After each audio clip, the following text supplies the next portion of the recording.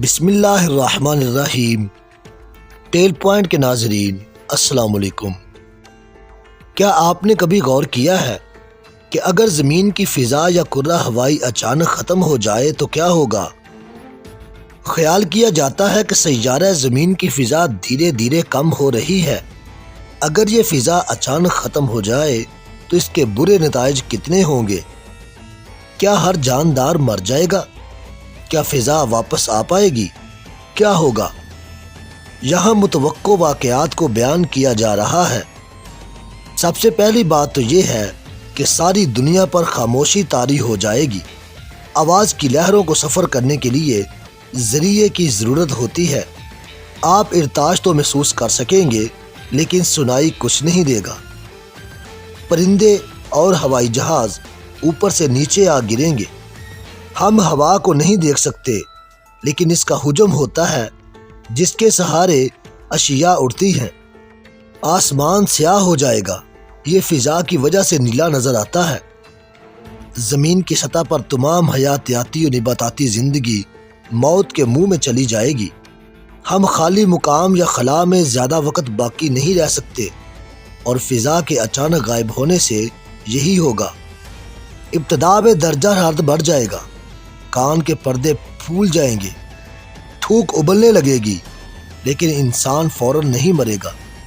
اگر آپ اپنا سانس روکیں گے تو آپ کے پھپھڑے پھول جائیں گے اور فوراً اذیت ناک موت واقع ہو جائے گی۔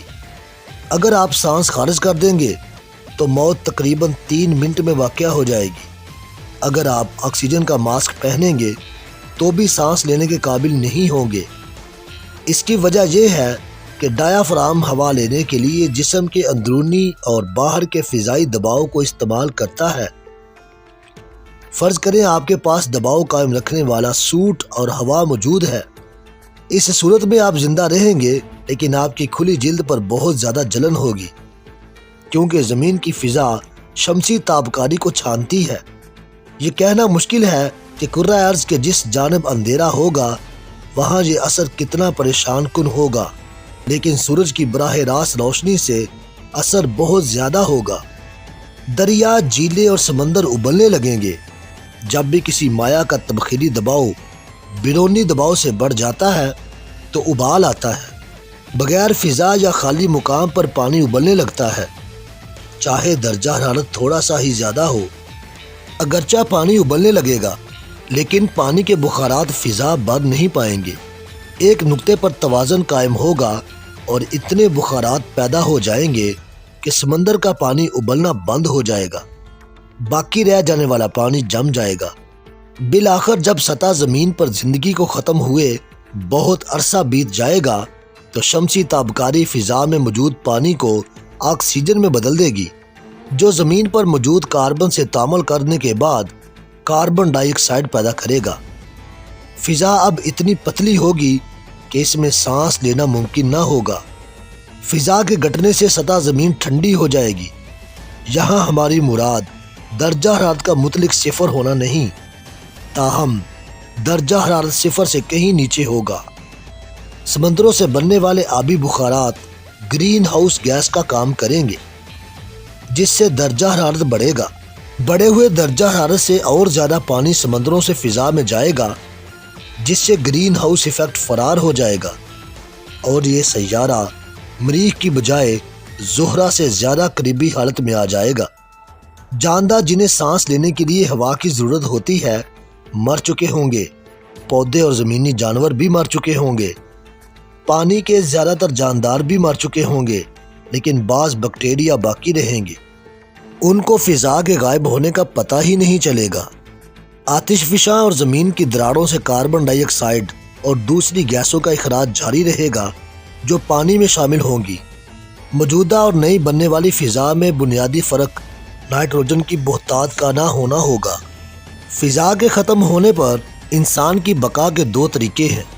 انسان زمین کی سطح پر تابکاری سے محفوظ گنبد نما پناہ گاہیں بنا لے۔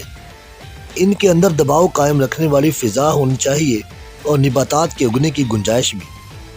ان حیاتی پناہ گاہوں کے لیے ہمیں وقت چاہیے ہوگا، تاہم یہاں وہی کچھ کرنا پڑے گا جو کسی اجنبی سیارے پر کرنے کی ضرورت ہوگی۔ پانی موجود ہوگا، لہٰذا وہ آکسیجن کا ذریعہ ہوگا۔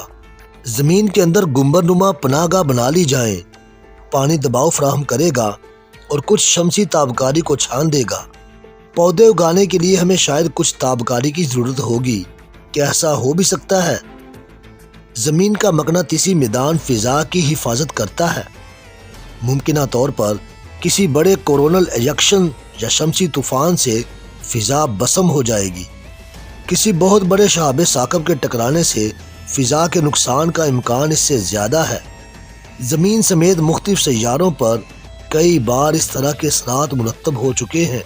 ان سے گیسوں کے مالیکیولز میں اتنی توانائی آ جاتی ہے کہ وہ کشش شکل سے نکل جاتے ہیں، لیکن اس سے فضا کا ایک حصہ ضائع ہو جاتا ہے۔ اگر فضا شعلوں کی نظر ہو جائے تو اس سے ہونے والے کیمیائی تعامل سے ایک طرح کی گیس کے بدلے دوسری گیس آ جائے گی۔ حاصل گفتگو یہ ہے کہ اللہ تعالیٰ نے جتنے بھی نظام زمین پر بنائے ہوئے ہیں، ان میں سے کسی ایک کو بھی ادھر سے ادھر کرنے پر قیامت قائم ہو جائے گی، اور یہ ساری باتیں آہستہ آہستہ سائنس خود ثابت کر رہی ہے۔